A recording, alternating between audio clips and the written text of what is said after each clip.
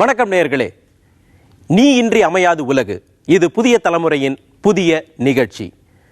வழக்கமா நீரின்றி அமையாது உலகு அப்படின்னு தான் சொல்லுவாங்க. நீர் இல்லாமல் இந்த உலகத்துல யாருமே வாழ முடியாது. அதே போல இந்த உலக இயக்கத்திற்கு ஒவ்வொரு ஜீவராசிகளும் முக்கியமானது, ஒவ்வொரு சக மனிதனும் முக்கியமானவர்கள். அதுதான் இந்த நிகழ்ச்சியினுடைய அடிப்படை. இன்னைக்கு நம்ம சக மனிதர்களை நாம எப்படி பார்க்கிறோம், எப்படி அடையாளப்படுத்துறோம்?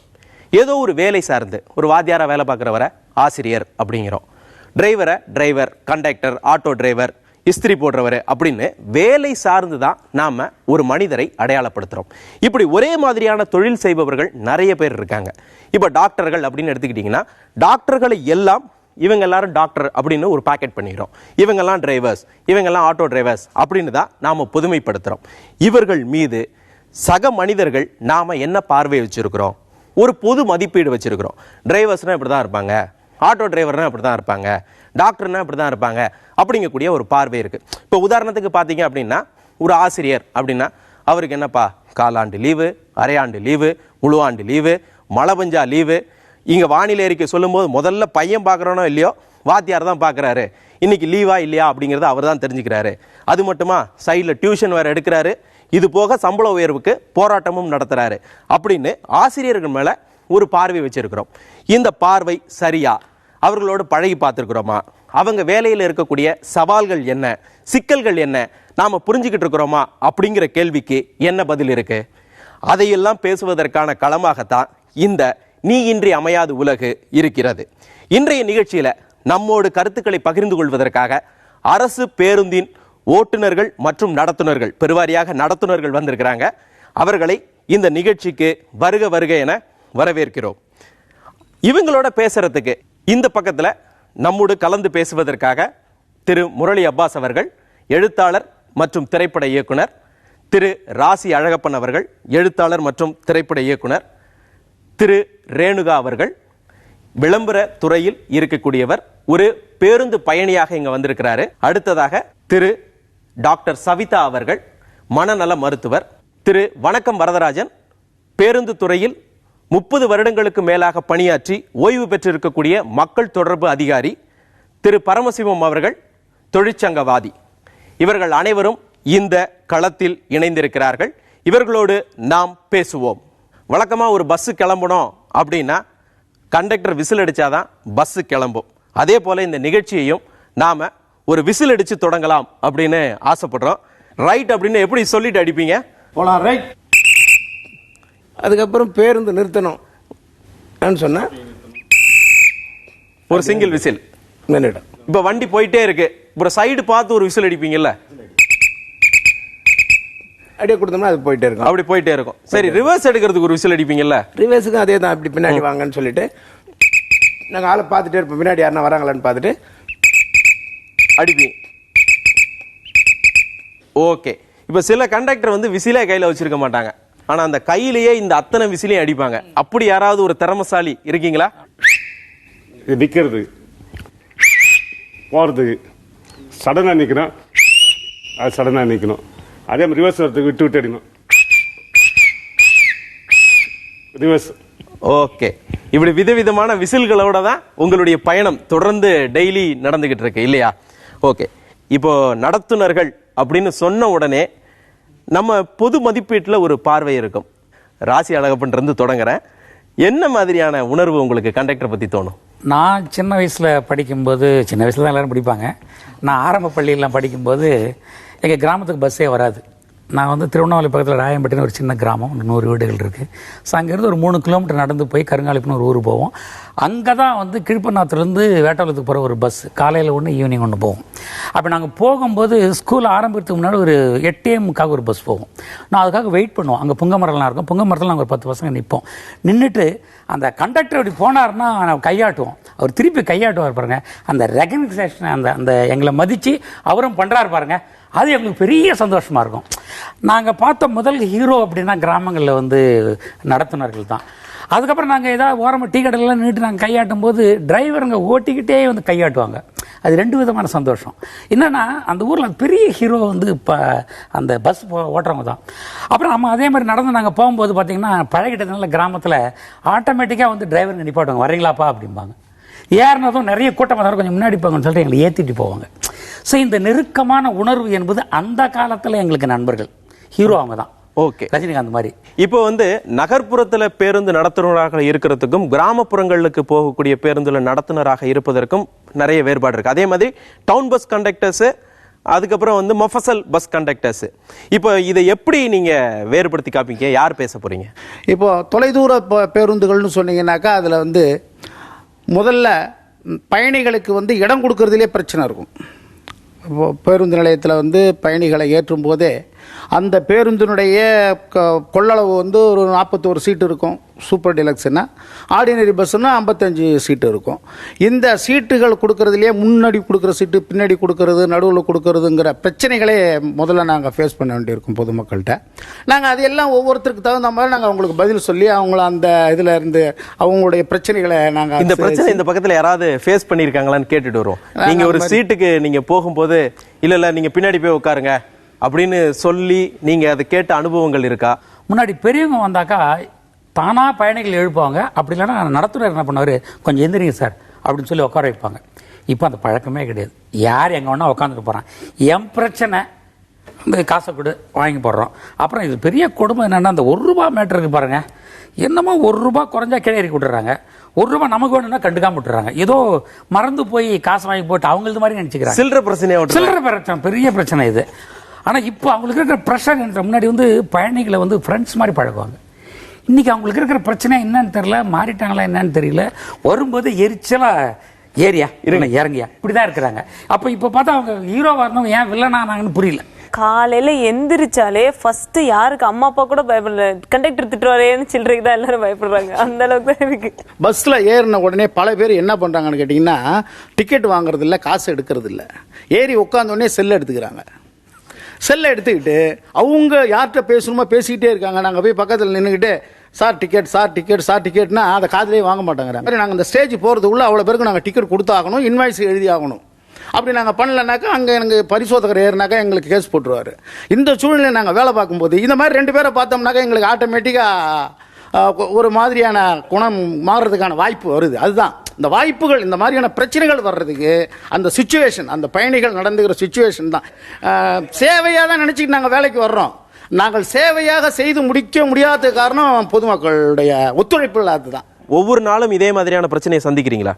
சேஞ்ச் வந்து அதிகமாக இருந்துச்சுன்னா நாங்கள் பேலன்ஸில் நாங்கள் பணம் கட்டும்போது செலானில் அது அவங்க வாங்காத போயிட்டாங்களா, மொத்தத்தில் ஒரு ₹25 பேசஞ்சர் டியூன்னு போட்டு கொடுத்துருவோம். எங்களால் வந்து பர்டிகுலராக யார் என்னன்னு தெரியாது. அதே சமயத்தில் இப்போ ஒரு வயசானவங்க ஏறுறாங்க, அவங்க வந்து டீலக்ஸில் ஏறிடுவாங்க, தெரியாது. அவங்க வந்து ₹5 தான் இருக்குது தம்பி, எங்களால் காசு இல்லைன்னுவாங்க. அதை என்ன பண்ணுறது, நாங்கள் ₹5 இல்லை ₹4 போட்டு நாங்கள் அவங்கள இட்டுன்னு போய் பணம் செய்யறதுக்கு விடுறோம். ஏன்னா வயசானவங்க அவங்க இறக்க முடியாது. அதே மாதிரி பேசஞ்சர் கூட ஏறினா கூட டிக்கெட்டு சீக்கிரம் வாங்க மாட்டாங்க. சரி, எங்களுக்கு ஸ்டேஜ் வந்தது, ஒரு நடத்துனர் போய் கிட்ட போயிட்டு ஐயா எங்கே போறீங்கன்னு கேட்டால் அவங்க ஒய்ஃபை இறங்கி கீழன்றாரு. என்னங்க நான் என்னங்க சொல்லிட்டேன், போகும்போது எங்கே போகிறேன்னு கேட்குறேன், என் தொழிலை விளங்காது, இறங்கிடு அப்படின்றாரு. அவங்களும் நாங்கள் மன திருப்தி பண்ண முடியல சார், எங்களால் அது மாதிரி சூழ்நிலாம் இருக்குது. பொதுவாக எல்லா வர்த்தகத்திலுமே ₹5 ₹10 அதுக்கு இடையில நான் சில்லறைக்கான விலைகளை வைக்கிறது இல்லை, இந்த சில்லறை தட்டுப்பாட்டுக்கு. ஆனால் இன்றைக்கும் பஸ்ஸில் ₹3 ₹7 ₹11 ₹13 ₹19 டிக்கெட் இருக்குது. இப்படி ஒரு 2 கட்ட விலையை வச்சுட்டு அவங்க டிக்கெட் அவங்க காசு கொடுக்குறவங்க எப்படி தான் கொடுப்பாங்க? இந்த சில்லறை பிரச்சனைக்கு இந்த கண்டக்டருங்க மேக்ஸிமம் சென்னையில் இருக்கிறவங்கலாம் எங்கெங்கே பப்ளிக் கக்கூசுக்குதோ அங்கே போய் வாங்குறாங்க. இப்போ நாங்கள்லாம் அங்கே தான் போய் வாங்குவோம். பிச்சை எடுத்துன்னு வராங்க தெரியும், அவங்களெல்லாம் வாங்கி போட்டுக்கின்னு இப்படி தான் இப்போ சர்வீஸ் பண்ணின்னு இருக்கேன் சார். மனநல மருத்துவர்கிட்ட வரேன். இப்போ பேருந்து நடத்துனர்கள் பக்கத்துலேயும் சில பிரச்சனைகள் இருக்கு. பொதுமக்களும் அதே மாதிரியான ஒரு ₹500 எடுத்துட்டு வந்து ஒரு ₹5 டிக்கெட்டுக்கு கொடுத்தாங்க அப்படின்னா இவங்க என்ன செய்வாங்க அப்படிங்கிறது. இது எப்படியான உளவியல் சிக்கல்களா இருக்கு? இதுல என்னன்னா, அன்றாடம் போறவங்க தெரியும் அவங்களுக்கு எவ்வளவு ரூபாய் அவங்களுக்கு கொடுக்கணும், எவ்வளோ வந்து அவங்களுக்கு கொடுக்க முடியும், எப்படி எடுத்துட்டு போகலாம் அப்படிங்கிறது பிரச்சனை இருக்காது. இப்போ எப்போதாவது போகிறவர்கள் எங்கேயோ வெளியூர்லேருந்து வரவங்களுக்கு தான் இந்த பிரச்சனை இருக்கும். அவங்களுக்கு தெரியாது என்ன ரூபான்னு சொல்லிட்டு. ₹6 சரி, ₹1 இருக்காது, அவங்க கையில் இருக்காது. ஸோ ₹10 அப்படிங்கும் போது என்ன இவர் ₹4 கொடுப்பாரா கொடுக்க மாட்டாரா, நிறைய பேர் அப்படி சொல்லியிருக்கிறாங்க. எழுதி கொடுத்துருவாங்க, ஆனால் என்ன பண்ணிடுவாரு, அவங்களும் மறந்துடுவாங்க இவங்களும் மறந்துடுவாங்க, பிரச்சனையா இருக்கும். அப்போ வந்து புலம்பிட்டே ஒருத்தர் போறாரு, ₹4 தான், பட் ஸ்டில் அவருக்கு வந்து அது பெரிய காசா இருந்தது, ₹4 கொடுக்காம போயிட்டாங்க, நானும் மறந்துட்டேன். இந்த எழுதி கொடுத்துட்டு இந்த மாதிரி அதாவது வெளியூர்லேருந்து வரவங்க இல்லை அந்த பயணிக்கு வந்து அந்த எவ்வளோ தெரியாது, அது சில்லறை எவ்வளோ எடுத்துட்டு வரணும்னு தெரியாத போது அந்த நிஜமா பிரச்சனையாக இருக்கிறது. ஓகே, புரிஞ்சுக்கணும். ரெண்டு பக்கத்துலையும் இருக்கக்கூடியதை புரிஞ்சுக்கணும். தொழிற்சங்கவாதி திரு பரமசிவம் அவர்கள் இருக்காங்க. இப்போ வந்து நீங்க பல நாட்களாக பல வருடங்களாக நீங்க இந்த துறையிலேயே இருந்திருக்கீங்க. இப்போ இந்த சில்லறை பிரச்சனை அப்படிங்கிறது வந்து எப்படி வருது? இது தீர்க்கறதுக்கான ஏதாவது வாய்ப்பு இருக்கா? 40 வருஷத்துக்கு முன்பு 10 ரூபா சில்லறை நாணயத்தை கொடுப்பாங்க கண்டக்டருக்கு. சென்னையில் மட்டும்தான், புறநகரில் கிடையாது. அன்றைக்கு டிக்கெட் விலை 10 பைசா 67க்கு முந்தி. இன்னைக்கு வந்து 30 பைசா 3 ரூபா 5 ரூபான்னு ஆயிடுச்சு. இப்போ என்னன்னா அதே 10 ரூபா நிலையில தான் வச்சிருக்காங்க சில்லறையா. ஆனால் சில்லறையா கொடுப்பதில்லை. உங்களுக்கு மாம்பழம் போன்ற தடங்கள் மிக சிறப்பான தடங்கள், அங்கெல்லாம் ரொம்ப அறிவாளி மக்கள். அவங்க வந்தோடனே 10 ரூபா தான் கொடுப்பாங்க, 3 ரூபா டிக்கெட் கொடுன்னு சொல்லி. எங்க நிலையை எண்ணி பாருங்க. இப்ப மக்கள் தொடர்பு அதிகாரி ஐயா நீங்க இருந்திருக்கீங்க இல்லையா? இந்த உங்க காலகட்டங்கள்லயும் மக்கள் வந்து இந்த மாதிரி சில்லறை பிரச்சனைகளை பத்தி உங்கள்கிட்ட முறையிட்டு இருக்கலாம், கண்டக்டரை பத்தி முறையிட்டு இருந்திருக்கலாம். இந்த சில்லறை பிரச்சனை வர்றது வந்து பொதுமக்களுடைய கொஞ்சம் கோஆப்ரேஷன் கொஞ்சம் குறைவாக தான் தெரியுது. ஏன்னா 6 ரூபா டிக்கெட்டுக்கு 10 ரூபா கொடுக்குறாரு. அவர் கொஞ்சம் விவரம் தெரியாத ஒரு பயணி. கண்டக்டர் வந்து இன்னும் 1 ரூபா இருந்தால் கொடுங்க, நான் 5 ரூபா தரேன்றார். 1 ரூபா இல்லைன்றார் அவர். அப்போ கண்டக்டர் சொல்கிறாரு, பரவாயில்லங்க அந்த 1 ரூபா நானே போட்டுக்கிறேன். இது உண்மையாக நடந்தது, கற்பனை இல்லை. இந்த சில்லறையாகவே கொடுத்தா பயணிகளுக்கும் நடத்துனர்களுக்கும் பிரச்சனை இல்லாமல் இருக்கணும்னு இந்த இப்போ கண்டக்டர்லாம் வந்து பஸ்ஸுக்குள்ளே வந்து நடந்து போகும்போது பார்த்தீங்கன்னா போயிட்டு இருக்கிற பஸ்ஸில் வந்து அழகாக பேலன்ஸ் பண்ணிக்கிட்டு இந்த கையில் ஒரு பேக்கு இந்த கையில் ஒரு டிக்கெட்டை வச்சுக்கிட்டே அவர் போடுவார். நம்ம வந்து கம்பியெல்லாம் பிடிச்சிக்கிட்டு நின்னா கூட நம்மளால ஒரு பிரேக் போட்டாலோ இல்லை தடுமாறிடுவோம். இதுக்கெல்லாம் எப்படி ப்ராக்டிஸ் கொடுத்தாங்களா இல்லை நீங்களா கற்றுக்கிட்டீங்களா? எப்படி வந்துச்சு அது? யாராவது ஒருவர்? அது ப்ராக்டிஸ்லாம் ஒன்றும் இல்லை சார். நீங்கள் பஸ்ஸில் ஆட்டோமேட்டிக்காக ஏறி நின்னீங்கன்னா உங்களுக்கு அந்த தொழில் சார்ந்து அதுவே வந்துடும் சார். நீங்கள் பாருங்கள், ஃபஸ்ட்டு ஏறணுன்னே அவர் கண்டக்டர் வந்து பின்னாடி வந்து தடவுவார் அந்த சீட்டை நிற்கிறதுக்காக. இல்லை அந்த கம்பி பிடியாண்ட போய் நிற்பார். காசு வாங்குறதுக்கு முன்னாடி அந்த கம்பியாண்ட தான் போய் நிற்பார். அது ஃபஸ்ட்டு எங்களை சேவ் பண்ணிட்டு தான் சார் ஃபஸ்ட்டு காசே வாங்குவோம். இப்போ வந்து வடிவேலு ஒரு படத்தில் கண்டக்டராக இருப்பார். அவர் இப்படி பேலன்ஸ்லாம் பண்ணி காமிப்பார். நம்மளுக்கு அதெல்லாம் பார்க்கும்போது தான் தெரியும். இங்கே யாராவது ஒருவர் எப்படி பேலன்ஸ் பண்ணுவீங்க, டேனிங் வரும்போது எப்படி திரும்புவீங்க, எப்படி பிடிச்சிக்குவீங்க, அதுக்கப்புறம் அந்த டிக்கெட் கட்டு கை ஃபுல்லாக இருக்கும். இப்படி பிடிக்கும் போதே நம்மளால சாதாரணமாக பிடிச்சாலே நம்மளுக்கு கையை விட்டு நழுவும். அது ஓடுற பஸ்ஸில் அவரை பிடிச்சிக்குவீங்க. எப்படி அதை பேலன்ஸ் பண்ணுறீங்க? யாராவது செஞ்சு காமிக்கிறீங்களா சார்? அதாவது டிக்கெட் பண்டில் இப்படி வைக்கும்போது நம்ம இந்த ஷேப்பில் வைக்கணும். அதாவது இப்படி பிடிச்சோம்னா ஒரு 10 பண்டில் தான் பிடிக்கும். ஆனால் கையை இந்த ஷேப்பில் பிடிச்சோம்னா கூட ஒரு 4-5 பண்டில் எக்ஸசைஸாக நம்ம வந்து பிடிக்க முடியும். அதே சமயத்தில் டிரைவர் பிரேக் அடிச்சா கூட நம்ம ஒரு ஸ்டெப் அப்படி போயிட்டு அப்படி பேலன்ஸ் போய் ஆட்டோமேட்டிக்காக நம்ம ரிவர்ஸ் வந்துடுவோம். ஓகே. ஆனால் அது பொதுமக்கள் வந்து அவங்க கொஞ்சம் தடமாடுவாங்க, அவங்களுக்கு அது தெரியாது. முடிஞ்ச அளவுக்கு நாங்கள் வந்து பாதுகாப்பு தேடுவோம். 29 ஒரு பஸ்ஸில் ஒரு கண்டக்டர் கொஞ்சம் நாளுக்கு முன்னே பிரேக் அடித்து வெளியே வந்து விழுந்துட்டாரு பஸ் விட்டு. அது மாதிரி ஒரு சூழ்நிலை கூட எங்களுக்கு இருக்குது. ஏன்னா சரி, இப்போ டேனிங்லாம் வரும்போது காலை எப்படி வச்சுக்குவீங்க? டேனில் வரும்போது சார் நாங்கள் எங்கள் இடுப்பு கொஞ்சம் லேசாக வளைப்போம். எங்களுக்கு தெரியும் வண்டி வளையும் போது நாங்களும் வளைவோம். Okay okay. உங்கள்கிட்ட வர ரேணுகா, அதாவது நீங்கள் பேருந்தில் பயணம் பண்ணியிருப்பீங்க. நம்ம எந்த பஸ்ஸுக்கு காத்திருக்கோமோ அந்த பஸ்ஸை தவிர மீதி எல்லா பஸ்ஸும் வரும் இல்லையா? ஆனா உங்களுக்கு டைம் போட்டிருப்பாங்க, இத்தனை மணிக்கு இந்த பஸ் இங்க வரும், இத்தனை பஸ் வரும் அப்படிங்கறதெல்லாம் போட்டிருப்பாங்க. ஆனா அந்த பஸ் வராம போயிருக்கு. நீங்க அந்த அனுபவம் இருக்கா உங்களுக்கு? ஐயோ, ஏன் கேக்குறீங்க? புதுசா வர்றவங்களுக்கு white board, green board, blue board இந்த கன்ஃபியூஷனே பாதி பேருக்கு இருக்கு. சில இடத்துல போர்டு தெரியறது இல்ல, சில இடத்துல வெயிட் பண்ணா கூட அதே பஸ் வருது, பட் நம்மள கிராஸ் பண்ணி போய் பக்கத்து ஸ்டாப்ல நிக்குது, பட் நமக்கு அது தெரியறதே இல்ல. சோ கிரீன் போர்டுனா எங்க நிக்கும், ப்ளூ போர்டுனா எங்க நிக்காது அப்படிங்கிற தெளிவு அட்லீஸ்ட் அந்த பஸ் ஸ்டாப்லயாவது இருந்தா இன்னும் கொஞ்சம் பெட்டரா இருக்கும். கிட்டத்தட்ட 1 ஹவர்லாம் வந்து அதே 23C 4 தடவை கிராஸ் பண்ணிருக்கோம், நம்மள ஏன் நிக்கலவோ, கூட்டமா இருக்கும் அதனால நிக்கலையோ அப்படின்ற ஒரு டவுட்டோடயே இருந்திருக்கு சார். ஓகே. இப்போ நடத்துனர்களுக்கு இப்ப காலையில வந்து பஸ் ஸ்டாப்ல நின்னோம் அப்படின்னா, ஒரு பஸ் வருதுன்னா கூட்டமா இருந்துச்சுன்னா அந்த பஸ் ஸ்டாப்பை விட்டு தாண்டி ஒரு 10 அடி தள்ளி போய் தான் வண்டி நிக்குது. ஏன் அப்படி நிறுத்துறீங்க? அது என்ன பர்பஸா இல்ல அதே மாதிரியான இத்தனை மணிக்கு இந்த பஸ் வருதுன்னா ஏன் அந்த டயத்துக்கு வர முடியல? அதாவது பஸ் வந்து எப்பவுமே பீக் ஃபுல்லாக போகிறது கிடையாது. காலையில் ஃப்ரீயாக தான் போகும். பீக்கே ஒரு சிங்கிள் ஸ்கூல் பசங்க வர டயத்தில் தான் தொங்க வரும். அதுக்கு காரணம் வந்து பயணி கிடையாது, ஸ்கூல் பசங்க தான். ஸ்கூல் பசங்க மட்டும். இப்போ முன்னாடிலாம் காலேஜ் பசங்க தொங்கியிருந்தாங்க, இப்போ காலேஜ் பசங்க தொங்குறதே கிடையாது. ஸ்கூல் பசங்க. எக்ஸாம்பிள், நான் 12B வேலை பண்ணுறேன். தேனாம்பேட்டை சைடில் அந்த 6th 7th ஆரம்பிப்பானுங்க. அந்த பொண்ணுங்க பார்க்கறதுக்கு மட்டுமே அந்த பசங்க தொங்குவானுங்க, உள்ளே ஏற மாட்டானுங்க. எங்களுக்கு அதுவே பெரிய தலைவலியாக இருக்கும். ஏன்னா அந்த பசங்க விழுந்தாலும் நாங்கள் தான் பொறுப்பு. இப்போ என்னோட சர்வீஸில் 2 பேட்டில் ஆகிருக்குது. அது எல்லாத்துக்குமே நாங்கள் கோர்ட்டு கேஸ்னு அலைஞ்சிட்டு இருக்கோம். எங்களுக்கு இப்போ நிறைய பாதிப்பு இருக்குது. பெண்களும் அப்படி தான். பெண்களும் வந்து அந்த பசங்களை பார்த்தா பஸ்ஸில் ஏறுறாங்க. அடுத்தபடியாக வந்து அந்த லேடிஸ் பஸ்ஸில் ஏற மாட்டாங்க. இவங்களால அவங்க தள்ளி நிற்க வேண்டிய கஷ்டங்கள் இருக்குது. அதுக்கு இன்னொரு காரணம் இருக்குது சார். பஸ் ஸ்டாப்பிங்லேருந்து தள்ளி நிற்கிறதுக்கும் போது ஃபுல்லாக ஏற்கனவே தொங்கிட்டு வராங்க. கொஞ்சம் தள்ளி, அதாவது அவங்க சொல்கிறவங்க 2 ஸ்டாப்பிங் போய் தள்ளி நிற்கலாம், மேடம் சொன்ன மாதிரி கொஞ்சம் தள்ளி நிப்பாட்டுவாங்க. ஆனால் இறங்குறவங்க கொஞ்சம் ஃப்ரீ ஆயிடுவாங்க. இந்த பசங்க கூட வந்து ஏறும்போது இறங்குறவங்களையும் விட மாட்டாங்க. ஷனா நகர்லேருந்து நாங்கள் அண்ணா சதுக்கம் பக்கத்தில் தான் இருக்கேன், காலேஜ் போனோம். போகும்போது அந்த ரூட்டில் பார்த்தீங்கன்னா 2 லேடிஸ் காலேஜ் இருக்கும், 2 ஜென்ட்ஸ் காலேஜ் இருக்கும். மற்ற எதுலையுமே ஏற மாட்டோம். அவர் சொன்ன மாதிரி நாங்கள் அதுதான் ஏறுவோம். போகும்போது பார்த்து போமே அப்படிங்கிற மாதிரி அப்போ இருந்தது, 80களில் இருந்தது. இப்போ அவர் சொன்ன மாதிரி காலேஜ் பசங்களை திருந்திட்டாங்க, 2 வீலர்ஸில் போகிறாங்க. இப்போ மீதி இருக்கிறது யார்?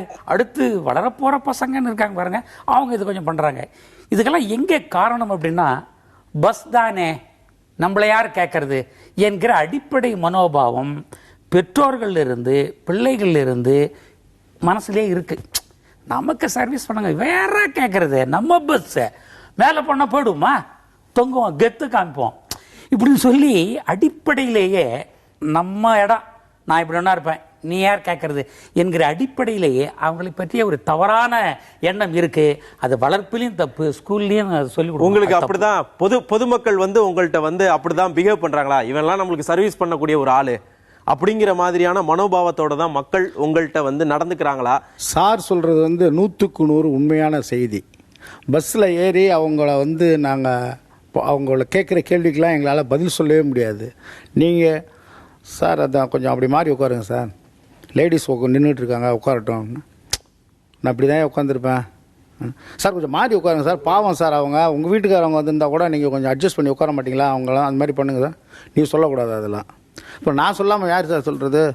இன்னும் பஸ்ஸு உங்கள் வீட்டு பஸ்ஸா? எங்கள் பஸ்ஸுங்க, நீங்கள் ஒன்லி வேலை பார்க்குறது, உனக்கு ஒன்றும் கண்டக்டர் வேலை தான் கொடுத்துருக்கு. இந்த பஸ்ஸு எங்கள் பஸ், எங்கள் சொத்து, நாங்கள் எங்கள் சௌரியத்துக்கு தான் நாங்கள் நடந்துக்குவோம், உங்கள் சௌரியத்துக்கு நடந்த மாட்டோம், அப்படி தான் பேசுவாங்க. இதெல்லாம் நாங்கள் அவங்கள்ட்ட ரொம்ப பொறுமையாக நாங்கள் கேட்டுக்கிட்டு அவங்களுக்கு நாங்கள் பதில் சொல்லணும். அவங்கள பயணத்துக்கு அவங்கள தொடர்ந்து பயணம் பண்ணி அழைச்சிட்டு போகணும். சில்லறையோ அல்லது டைமையோ மக்களோ இல்லை, அந்த ஓடும் நேரம்னு நிர்ணயிக்கிறாங்க ஒரு பேருந்துக்கு. இப்போ 25 நண்பருக்கு தெரியும், 25 வடபழனி டு ட்ரிப்ளிகேணி காலேஜ் போவோம், அதுக்கு 42 நிமிஷம் ரன்னிங் டைம். இது போட்டு எத்தனை வருஷம் ஆச்சு? 10 ஆண்டு காலம் ஆயிடுச்சு.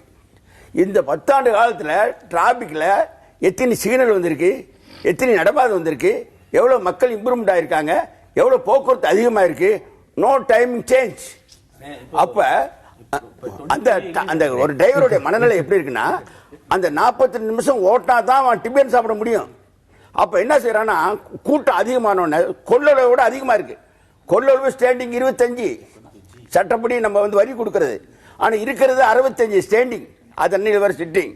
அப்போ நவர்த்தி நிற்க வேண்டிய ஒரு சூழல் இருக்கு. ஒன்று இறக்கி விடணும், ஓவரை ஏறாமல் விபத்து ஏறாமல் தடுக்கணும், இதுதான் அடிப்படை. இந்த எரிச்சல் படக்கூடிய கண்டக்டர்கள் இப்போ காலையில் பஸ்ஸில் ஏறினோடனே முதல்ல வந்து கண்டக்டர்கிட்ட திட்டுவாங்கன்னா அன்றைக்கி நாள் முடிஞ்சுது அப்படிங்கிற மாதிரியான மனோபாவத்தோட தான் நம்ம ஐயோ இந்த ஆள் என்ன சொல்லிடுவானோ அப்படிங்கக்கூடிய ஒரு பதட்டம் யாருக்காவது இங்கே இருந்திருக்கா? இது எல்லாருக்குமே இருக்கு. ஒரு கேள்விக்கு மேலே இன்னொரு கேள்வி நம்ம கேட்டோம்னா அவங்க பதில் சொல்ல விரும்புறதில்லை. இன்னொன்று, யோ தள்ளி போயா உள்ளே போயா அப்படின்னு அவங்க சொல்ல முடிகிற மாதிரி, யோ டிக்கெட் கூடியான்னு நம்ம கண்டக்டர் கேட்ட முடியாது. அவங்க கேட்டுறாங்க, நீ உள்ளே போய். அந்த மரியாதை குறைவு இருக்கு இல்லையா, அந்த வார்த்தைகளில் மரியாதை குறைவு வந்து ரொம்ப அது ஒரு உறுத்தலே இல்லாமல் நடந்துகிட்டு இருக்கு. இது வந்து இதுதான் முதல்ல அவங்க பயந்தது சொன்னது. கண்டக்டர் என்ன சொல்லுவாரோன்னு பயந்ததுன்னா, கண்டக்டருக்கு ஏன் பயப்படணும்? அவர் ஒரு வழியே நம்ம அந்த பஸ்ஸில் போனோம். எங்கே பயம் வருதுன்னா, அந்த கேள்வி நான் இப்போ திரும்ப சொல்கிறேன், இவங்க வந்து நம்மளை மரியாதை குறையாக பேசுகிற மாதிரி நம்ம பேச முடியாது. ஆனால் அவங்க ஏன் அப்படி பேசுகிறாங்க? அதாவது ஒரு சில நடத்துனர்கள் அது போன்று நடந்திருக்கலாம், ஆனால் எல்லா நடத்துனர்களும் அது போல இல்லையா. ஒரு சில திருத்தான், ஒரு சில இயக்குனர் கண்டக்டர்கள் தான் ஒழுங்காக பேசுகிறாங்க. பெருவாரியான கண்டக்டர்கிட்ட அந்த குறை இருக்கு. பேருந்தில் வந்து பயணிகளை கனிவோடு அழைச்சிட்டு போகணுங்கிறது தான் எங்களுடைய நோக்கம். ஏன்னாக்கா எங்களுக்கு அவங்க ஏறினா தான் காசு வரும், காசு வந்தால் தான் கார்பரேஷன் எங்கள் குடும்பம்லாம். அந்த நோக்கத்தில் தான் நாங்கள் வந்து பயணத்தை ஆரம்பிக்கிறோம். பேருந்தில் கொள்ளளவை தாண்டிய பயணிகளை இப்போ நாங்கள் ஏற்றிட்டு போய்கிட்டு இருக்கோம். அப்போது இவர்களாக பயணிகளாகவே பொதுமக்களே கொஞ்சம் அவங்களே கொஞ்சம் தள்ளி நிற்கலாம், உள்ள கீழே நிற்கிறவங்க இன்னும் ஏறலாம், அவங்களே நம்ம அழைச்சிட்டு போகிறதுக்கான வாய்ப்பு இருக்குது. ஒரு இடத்துல சொல்கிறோம், 2 இடத்துல சொல்கிறோம், சார் கொஞ்சம் உள்ளே போங்க, சார் கொஞ்சம் உள்ளே போங்கன்னு சொல்லும்போது அதே இடத்துல தான் நின்றுட்டு இருப்பாங்க. எங்களை பார்ப்பாங்க, இப்படி திரும்பி பார்ப்பாங்க, ஆனால் நகர மாட்டாங்க. அந்த சூழ்நிலையா போய் உள்ள அப்படி சொல்கிறது இயல்பு. இது இயல்பா ஒரு மனிதனுக்கு வர்ற நேச்சர், இது வேற வழி கிடையாது. அதனால வந்து இது வேணும்னு நாங்கள் பயணிகளை பேசணும்னு நினைக்கிறது இல்லை, அது மாதிரி எல்லாருமே பேசுறதும் இல்லை. சார் இதில் ஒரு திருத்தம் இருக்குது சார். அதாவது இப்போ ஒரு ஸ்டாப்பிங்கில் ஏறின உடனே வண்டி டிக்கெட் கொடுத்துருக்கிற வண்டி போயிட்டு மூவ் ஆகிட்டு இருக்கும்போது ஒரு வயது பையன் வச்சு, ஒரு கல்லூரி படிக்கிற மாணவன் படியில் நிற்கிறான்னு வச்சுங்களேன். அவன் நின்றுன்னு இருக்கும்போது தம்பி நீ மேலே வாடான்னு எவ்வளோ அழகாக சொல்லுங்கள், அவன் வரவே மாட்டான். டேய் மேலே வாடா அப்படின்னு சொன்னால் உடனே மேலே வருவான். அவன் அதே தம்பி அடுத்த ஸ்டாப்பில் வந்து நம்ம கண்டக்டரை பார்த்து அசிங்கமாக திட்டி இறங்குவான். இவன் என்னடா அப்படி திட்டினானா உடனே அது மனிதனுக்கு உள்ளது, உடனே அவனுக்கு டென்ஷனாக இருப்பான். அதுக்கு அடுத்த ஸ்டாப்பில் சார் மாதிரி ஒருத்தர் ஏறுறாங்கன்னு வச்சுங்களேன், ஏறின உடனே 10 ரூபா கொடுக்குறாருன்னா சார் சில்லை கொடுங்க அப்படின்னு அந்த முகம் சுடி போட தான் சொல்லுவான். ஆனால் அவருக்கு தெரியாது ஏற்கனவே என்ன நடந்ததுன்னு. இது வந்து நேச்சர் சார். இது சார் சொன்னது உண்மை. அந்த வேலை வாப்பா தம்பின்னா வரமாட்டான், மேலே வாடான்னா வந்துடுவான். ஆனால் மேலே வாடான்னு சொன்னோன்னே ஏன் வரான் தெரியுமா? அவன் திருப்பி வர முடியாதான்னு உங்கள்கிட்ட பார்த்து சொல்ல முடியாது, வர முடியாதுன்னு சொல்ல முடியாது. சொன்னால் என்ன பண்ணுவாங்க அவங்க? அவன் கதை என்ன? சொல்ல முடியாத நிலைமையில் அவன் வேற வழி இல்லாமல் வர்றான். நீங்கள் மரியாதை கொடுத்துட்டு அவங்க மரியாதை கொடுக்குறாங்க, நீங்கள் மரியாதை இல்லாமல் நடத்தும் பொழுது அவங்க மரியாதை இல்லாமல் நடத்த முடியுமா? என் கேள்வி அதுதான். மனநல மருத்துவர்கிட்ட நான் கேட்குறேன், இது என்ன மாதிரியான உளவியல் சிக்கல்கள் இதுக்குள்ள இருக்கு? இப்போ கண்டக்டர்களுக்கும் சரி பொதுமக்களுக்கும் சரி 2 பேருமே மனிதர்கள் தான், சரியா? அவங்க வந்து இவங்களை சார்ந்து தான் ஒரு இடத்துல இருந்து இன்னொரு இடத்துக்கு போகணும் அப்படின்னு நினைக்கிறாங்க, இவங்களை அவங்க கொண்டு போய் விடணும்னு நினைக்கிறாங்க. அவங்களுக்கும் சில பிரச்சனைகள் இருக்கலாம். அதாவது திருப்பவும் பணியில் இருப்பவர்கள் எனக்கு தெரியும், யாரா வந்திருக்க மாட்டாங்க, திருப்பி அவங்க பார்க்க வேண்டிய ஒரு சூழ்நிலை இருக்கும். அந்த மாதிரி இருந்திருக்கிறாங்க. வீட்டுல வேற யாருக்கான உடம்பு சரியில்லாம இருக்கலாம் அவங்களோட இதுல, அதாவது நடத்துனர்கள் வீட்டுல. ஆமா, அது குழந்தைக்கு வந்து ஏதாவது உடம்பு சரியில்லாம, ஏன்னா எங்கிட்டயே சொல்லியிருக்காங்க. நான் மருத்துவர் என்பதனால முன்னாடி நாங்களும் வந்து பேருந்துல தான் பயணம் செய்யும் போது சொல்லியிருக்காங்க வீட்டுல குழந்தைக்கு உடம்பு சரியில்லை. அப்ப என்ன சொல்லியிருக்கிறோம்னா, இல்ல நீங்க பரவாயில்ல கொண்டு வாங்க, எங்க ஹாஸ்பிட்டல் இருக்கு, ஸ்டான்லி மருத்துவமனை தான் பண்ணும்போது ஸ்டான்லி மருத்துவமனை கூட்டிட்டு வாங்க, ஒன்னும் பிரச்சனை இல்லை பார்த்துக்கலாம் அப்படிங்கும்போது அட்லீஸ்ட் ஒரு ஆறுதல் சொல்றாங்களேன்னு ஒரு இது. அந்த ஒரு சூழ்நிலையில அவங்களும் பண்ணும்பொழுது யாராவது ஒருத்தர் வந்து ஃபுட்போர்ட்ல ஏறினாங்கன்னா ஏன் புறம்போக்கு அப்படின்னு தான் திட்ட தோணுது, அப்படின்னு திட்டிருக்கிறாங்க. அவங்களுக்கு என்னன்னா அந்த குழந்தை உடம்பு சரியில்லை, இவனும் ஏதாவது ஆயிட போறானு சொல்லிட்டு மேலே ஏறா அப்படின்னு இருக்கிறாங்க. ஆனா அந்த பையன் என்ன பண்ணிட்டான், சண்டை போட போயிட்டான். நீ எப்படி என்ன சொல்லலாம் இந்த வார்த்தையை சொல்லி அப்படின்னு சொல்லிட்டு அவங்களை விலக்கி விட ஒரு சூழ்நிலையில நாங்க இருந்திருக்கிறோம். அதாவது அந்த பையன் வந்து நல்லா பண்ணணுமே, அவன் வந்து பையன் வந்து ஏறணுமே, அவனுக்கு ஒன்றும் ஆகக்கூடாதே அப்படிங்கிற ஒரு சூழ்நிலை தான் அவங்க சொல்லியிருக்கிறாங்க. ஆனா அந்த வார்த்தை வந்து வெளியில வரும்போது கொஞ்சம் சிக்கல்கள் ஏற்படுது, உளவியலா கொஞ்சம் வந்து பாதிப்பு ஏற்படுறாங்க. இப்போ நான் ஒருத்தர் கேட்கிறேன், இப்போ யாரையோ ஒருத்தரை நீங்க திட்டிட்டீங்க இல்ல ஏதாவது சொல்லிட்டீங்க அப்படின்னா அது பிறகு வந்து நீங்க யோசிச்சு பார்த்து ஐயோ தெரியாம நம்ம சொல்லிட்டோமே, நம்மளுக்கு இருந்த குடும்ப சூழல்ல இல்ல பணியில இருக்கக்கூடிய ஒரு அழுத்தத்துல நம்ம இப்படி சொல்லிட்டோம், இது தப்பு, நம்ம இப்படி சொல்லியிருக்க கூடாது அப்படின்னு மன வருத்தப்பட்டிருக்கிறீங்களா? சார் மன வருத்தப்பட்டுக்கிறோம். அந்த பேசஞ்சரை நாங்கள் ஏதோ ஒரு உணர்ச்சி வசப்பட்டு ஏதாவது சொல்லிவிடுவோம். ஆனால் அவங்க இறங்குற இடத்த பார்த்துன்னு இருப்போம். அப்புறம் இறங்குற இடத்த போகும்போது அவங்க கிட்ட போயிட்டு சார் உங்கள் இறங்குற இடம் அடுத்த இடத்த சார் அவர் கொஞ்சம் கனிவாக பேசுவோம். சரி நம்ம ஏதோ கொஞ்சம் உணர்ச்சி வச்சு பேசிட்டோம் சார், உங்கள் இடத்த இறங்குற இடம் அடுத்த இடம் சார், கொஞ்சம் பார்த்து இறங்க சார்னும். அவர் நின்று நிதானிச்சு பொறுமையாக இறங்குற வரைக்கும் கூப்பிட்டு ஒரு சாரி கூட சொல்லுவோம் சார். முடிஞ்ச அளவுக்கு அவர் பார்க்க கிட்ட போய் பார்க்க வாய்ப்புனா ஒரு சாரி சார், கோச்சிக்காதீங்க சார்னு சொல்லிவிடுவோம். ஒரு நாளைக்கு எத்தனை ட்ரிப் அடிக்கணும் நீங்க? ஒரு பஸ், டவுன் பஸ் அப்படின்னு நீங்க எடுத்தீங்கன்னா வண்டி வித்தியாசப்படுது சார். பட்டினப்பாக்கத்துல இருந்து கோயம்பேடு நானு ஒரு டியூட்டிக்கு வந்து 6 சிங்கிள் அடிக்கணும். ஓகே, 6 சிங்கிள்ங்கிறதுல வந்து ஒரு நாளைக்கு ஒரு ட்ரிப்ல எவ்வளவு பேர் ஏறி இறங்குவாங்க? பீக் ஹவர்ல ஒரு 1200 ரூபா வரும். பீக் ஹவர்ல 1000 ஒரு 800-900 பேர் வருவாங்க. ஓகே, இப்போ 6 சிங்கிள் கண்டிப்பா நீங்க அடிச்சே ஆகணுமா? இல்ல டிராபிக் இதுன்னு குறையுமா கூடுமா? இப்ப ஒரு பீரியட்ல அப்படி அடிக்க வேண்டாம். ஏதாவது ஒரு பிரேக் டவுன் ஆயிடுச்சு, டிராபிக் ஜாம் ஆச்சு, அது மாதிரி சொல்லலாம். இப்போ வந்து எத்தனை மணி ஆனாலும் அந்த 6 சிங்கிள் கம்ப்ளீட் பண்ணி ஆகணும், ஓட்டி தருவாங்க. பல்வேறு மக்களை சந்திக்கிற ஒரு ஆசிரியர் 40 பேரை தான் சந்திப்பார். ஆனா ஒரு நாளைக்கு 1200 பேர் ஒரு கண்டக்டர் சந்திக்கிறார். 1200 மனங்களை சந்திக்கிறார். டாக்டர் வர்றார், வைக்கல் வர்றார், நீதிபதி வர்றார், மாணவர் வர்றார், படிக்கிறவர், படிக்காத வர்றார், பல்வேறு பட்டங்க வருவாங்க. காதை குறைஞ்சிட்டு 5 ரூபா கொடுப்பாங்க. காசை வாயிட்டு திருப்பி கொடுப்பார் மாணவர், கீழே தொங்கிட்டு வருவார். நீங்க நினைச்சு பாருங்க. ஆக அதிகமான பேர் எதிர்க்கு படித்தவங்க இருந்து எல்லாருமே எதிர்பார்க்கறது கண்டக்டர் நம்ம நினைச்ச மாதிரி நடக்கணுங்கிறார். இவர் பன்முகம் கொண்டது இந்த போக்குவரத்து துறை. நாலாம் டிரைவரா இருக்கும்போது பேசவே மாட்டேன். கண்டக்டர் டிரைவர் பேசாம இருக்க சிறப்பு. கண்டக்டர் பேசினா தான் காசு. அப்போ அப்படி பேசுகின்ற பொழுது அவங்க சொல்கிற தவறான வார்த்தைகளை நான் போன ட்ரைனிங் கொடுப்பேன் நான் கண்டக்டருக்கு. எது சொன்னாலும் சரிம்மா சரிங்க வாங்க போங்கிறோம். ஆனால் சென்னை கல்ச்சர் வேற, கோயம்புத்தூர் கல்ச்சர் வாங்கம்மா தாயி அப்படிதாங்க பேசுவாங்க.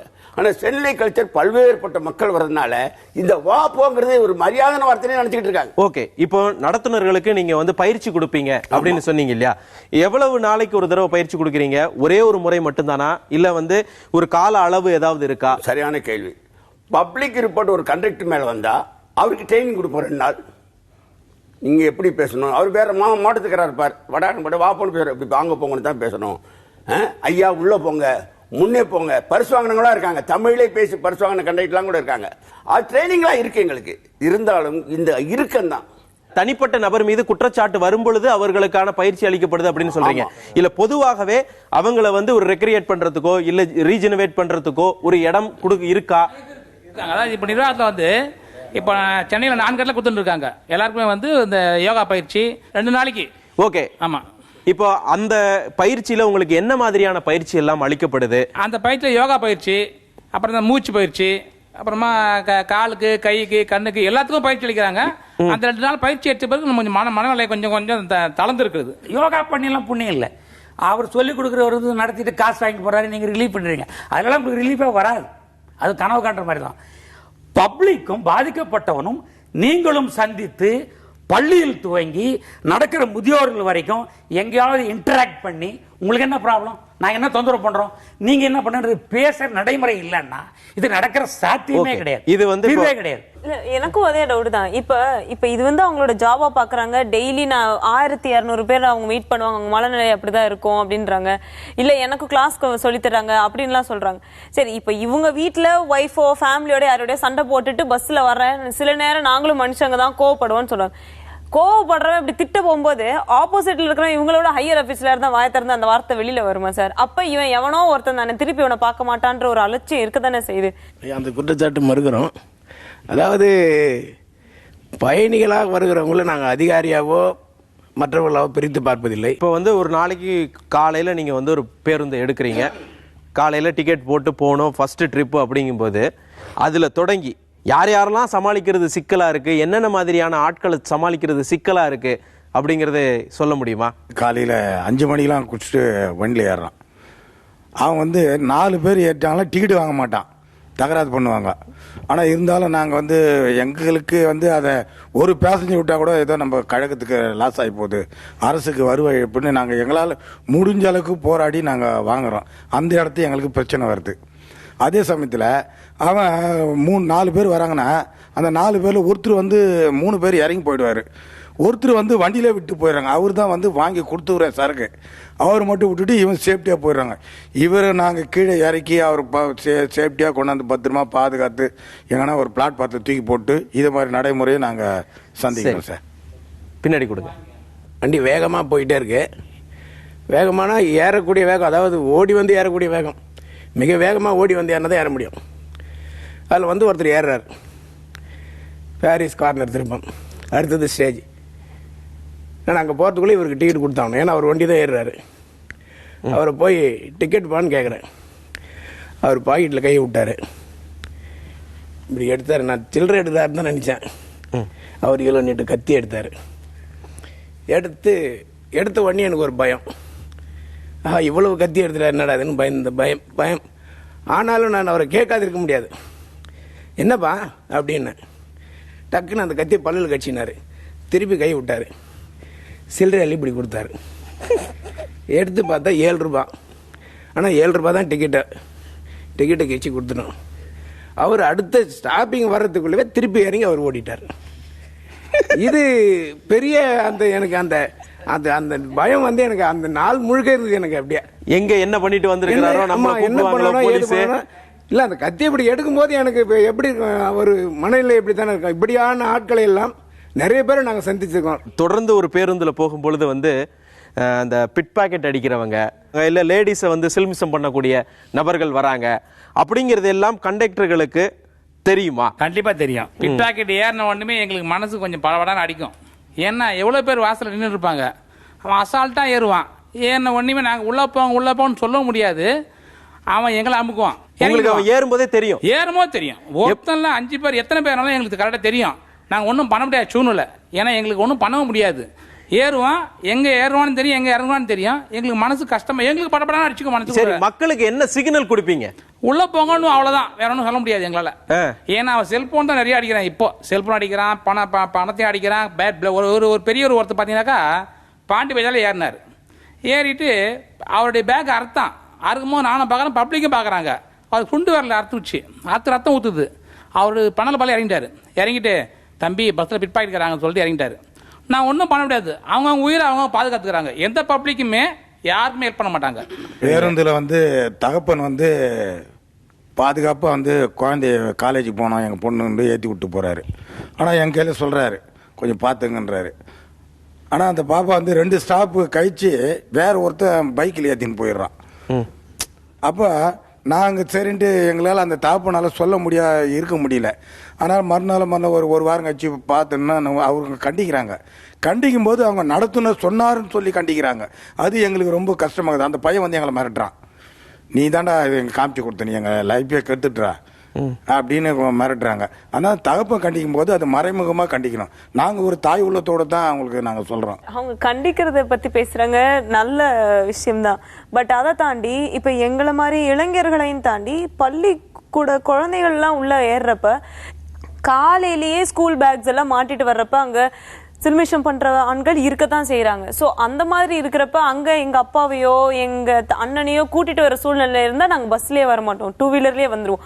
அப்படி இருக்கிற சூழ்நிலைக்கு ஒரு ஓட்டுநராவோ ஒரு நடத்துனராவோ இப்படி இருக்குதுன்னு நாங்க போய் எங்களால தைரியமா சொல்லக்கூட முடியல. சில நேரம் அதை சில்மிஷம் செய்யறது நடத்துனராவே இருந்துடுறாங்க.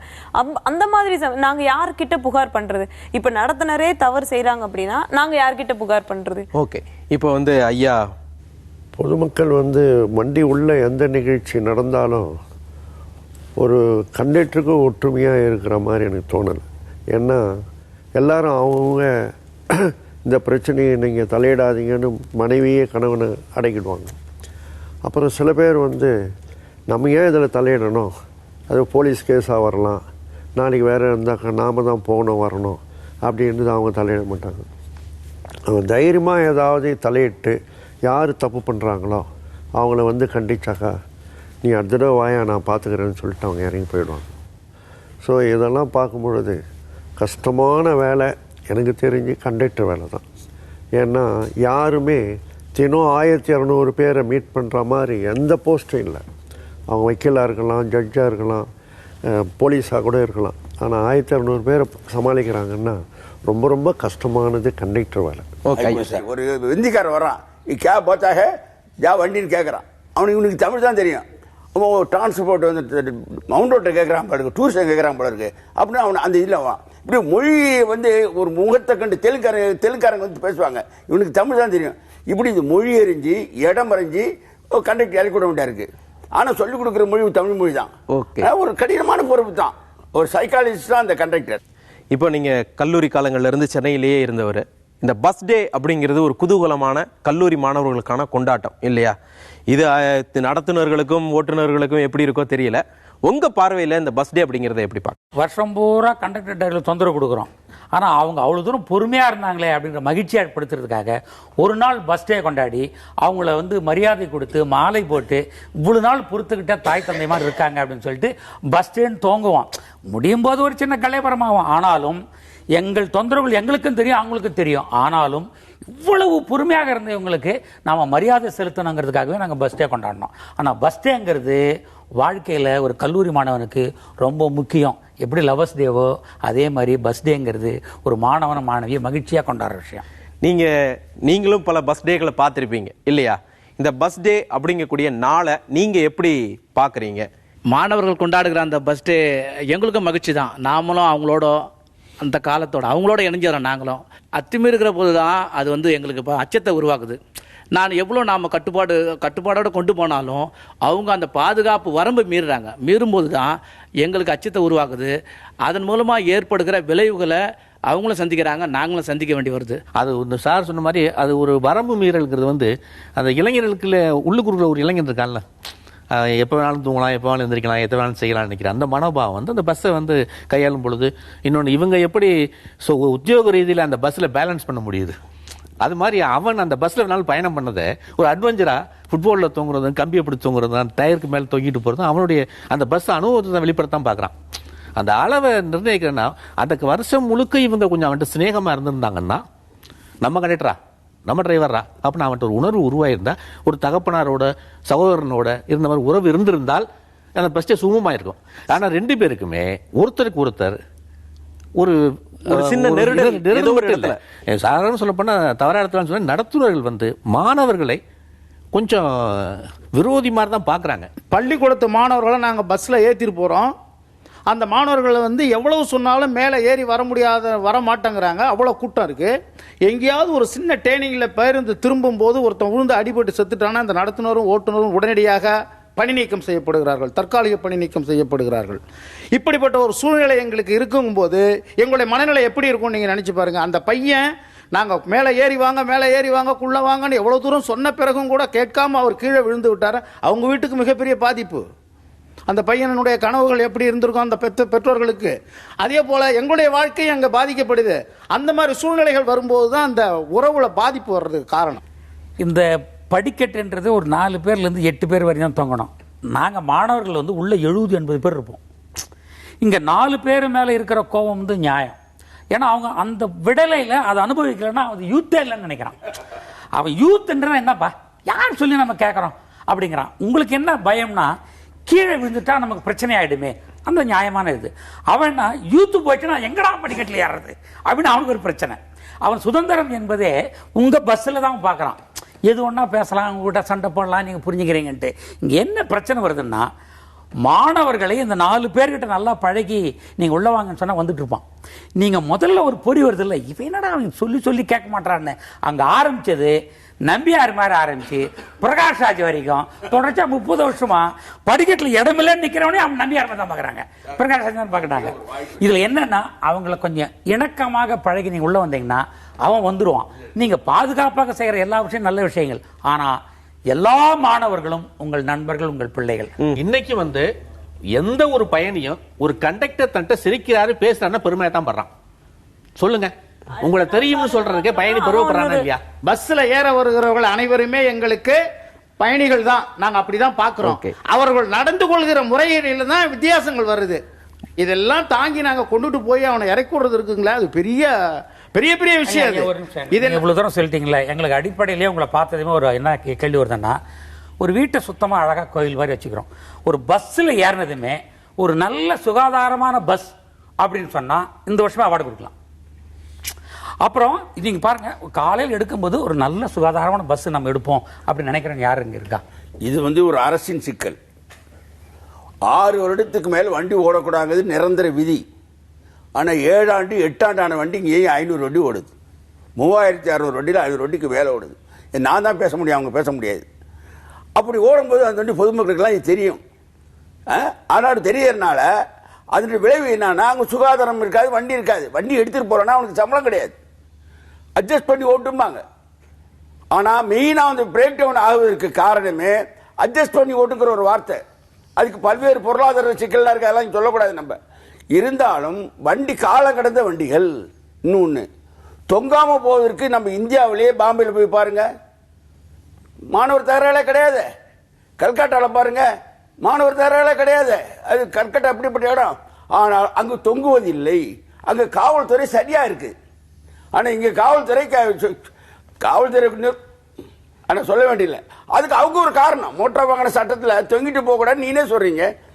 அவன் கண்டக்டர் அவர் ஏற்றலன்னா அவனுக்கு தண்டனை கிடைக்குது நிர்வாகத்தில். ஏன் ஓவர்லோடு ஏற்றலன்னு?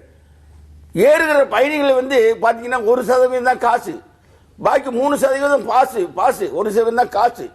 அப்போ பயணிகள் அதை எதிர்பார்க்குறாங்க, இவங்க மரியாதை கிடைக்கணும்னு சொல்லி. பயணிகளுக்கு எவ்வளோ ஒரு ஆதரவாக இருக்காங்க. ஆனால் அரசுடைய கவனத்தில் அதிகமாக தேவை. ஓகே, இப்போ நடத்துனர்களை பற்றி பெரும்பாலும் நம்ம பேசிட்டோம். என்னன்னா, அவங்க பஸ்ஸுக்குள்ள எப்படி பேலன்ஸ் பண்ணி போய்கிட்டு இருக்கிறாங்களோ அதே மாதிரி தான் அவங்களுடைய வாழ்க்கையிலையும் ஒரு பேலன்ஸ் பண்ணி போய்கிட்டு இருக்கிறாங்க அப்படிங்கிறத நம்ம இப்போ புரிஞ்சுக்க முடியுது பேசும்பொழுது. எல்லாரும், பொதுமக்களும் சரி நடத்துனர்களும் சரி, நடத்துனர்கள் பொதுமக்களையும் பொதுமக்கள் நடத்துனர்களையும் புரிந்து கொண்டு வாழ்ந்தால் சக மனிதனுடைய அவருடைய வாழ்க்கையை புரிந்து கொண்டு நாமும் நல்ல பயணத்தை செய்யலாம் அப்படிங்கிறது தெரியுது. இப்போ நம்ம குழுவினர் ஒரு காட்சி தொகுப்பு எடுத்திருக்கிறாங்க. அதாவது நடத்துனர்கள் அப்படிங்கிறவங்க பணியையும் தாண்டி பல்வேறு விஷயங்களை செய்து கொண்டிருக்கிறார்கள், இந்த சமூக நலனுக்காக பல்வேறு விஷயங்களை செய்து கொண்டிருக்கிறார்கள். அப்படிங்கிறதுக்கு ஒரு பானை சோற்றுக்கு ஒரு சோறு பதம் என்பது போல ஒரு காட்சி தொகுப்பு இருக்கு. அது இப்ப நாம பார்க்கலாம்.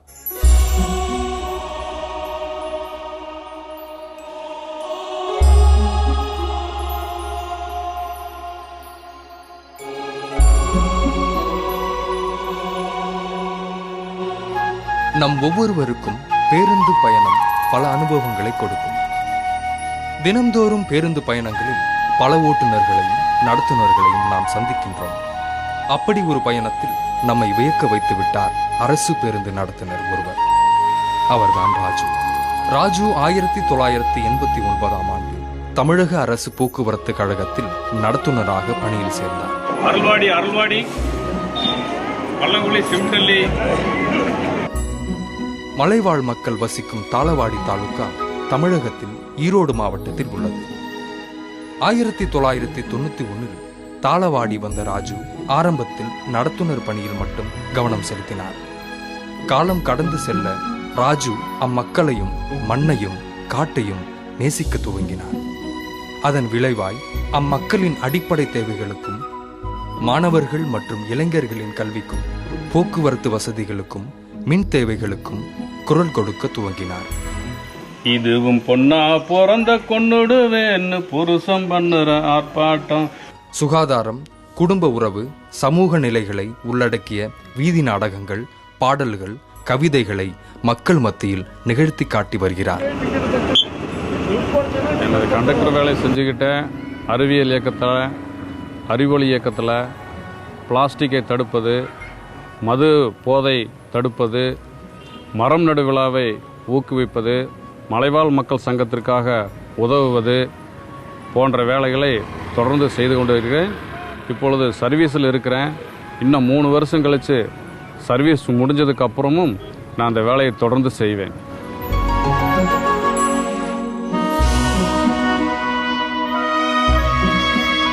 இது ஒரு நடத்துனர் தனது பணியையும் தாண்டி சமூகத்திற்காக ஆற்றக்கூடிய ஒரு பணி. இது ஒரு உதாரணம் தான். இதே போல மரக்கன்றுகளை போகின்ற இடங்களிலெல்லாம் மக்களுக்கு கொடுத்து மரம் நட சொல்லக்கூடிய நடத்துனர்கள் இருக்கிறாங்க. குழந்தைகள் பஸ்ஸில் ஏறும் பொழுது அவர்களுடைய பைகளெல்லாம் முதல்ல வாங்கிக்கிட்டு பிறகு பிள்ளைகளை ஏற்றிக்கிட்டு எல்லாரும் ஏறின பிறகு அதற்கு பிறகு வண்டி எடுத்துகிட்டு போய் எங்கே இறங்கணுமோ நிறுத்தி பிள்ளைகள் ரோட்டை கடந்து போன பிறகு வண்டி எடுக்கக்கூடிய நடத்துனர்கள் இருக்கிறாங்க. இப்படி பல்வேறு இடங்களில் பல்வேறு நடத்துனர்கள் சமூகத்தின் மீது அக்கறையோடு இருக்கிறார்கள் என்பதற்கு இவர்களெல்லாம் ஒரு உதாரணம். இவர்களை இந்த நிகழ்ச்சியின் வாயிலாக நாம் போற்றுவோம், பாராட்டுவோம். அதாவது நம்ம சக மனிதர்களை புரிந்து கொள்வதன் மூலமாக, அவர்களுடைய பணிச்சுமைகளையும் வாழ்வியலையும் புரிந்து கொள்வதன் மூலமாகத்தான் நாம ஒருத்தரோடு ஒருத்தர் உறவோடு இருக்க முடியும். இப்படி ஒவ்வொரு மனிதரும் இந்த உலகம் இயங்குவதற்கு அடிப்படையான முக்கியமான காரணிகளாக இருக்கிறாங்க. இப்படி பல்வேறு நபர்களை வாரந்தோறும் நாம் இந்த அரங்குக்கு அழைத்து அவர்களுடைய பணிகளை பற்றியும் அவர்களுடைய குறைகளை பற்றியும் அவர்கள் மீது சமூகம் என்ன விதமான பார்வை வைத்திருக்கிறது என்பதை பற்றியும் தொடர்ந்து பேச இருக்கின்றோம். மற்றொரு நீ இன்றி அமையாது உலக நிகழ்ச்சியில் சந்திப்போம். நன்றி, வணக்கம்.